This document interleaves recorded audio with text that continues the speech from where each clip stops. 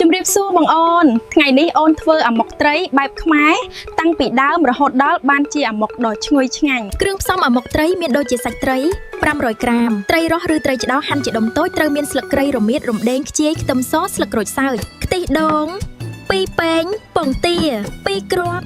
ស្លឹកញមកខាំលាងទឹកឲ្យស្អាតហាន់ជាដុំ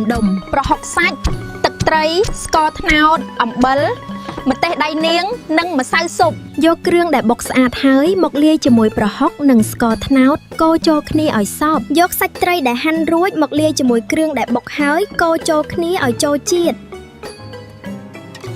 ស្លឹកចេកធ្វើជាកន្តោងសម្រាប់ដាក់អាម៉ុកត្រីទៅចំហុយក្នុងឆ្នាំងចំហុយអាម៉ុកត្រីរយៈពេល20ទៅ30នាទីឆ្អិនហើយទំនងណាស់បងមកញ៉ាំជាមួយអូនទេជាចុងក្រោយជួយ follow page ឬ TikTok អូនផងចង់ឲ្យអូនធ្វើម្ហូបអី comment ខាងក្រោមសូមអរគុណ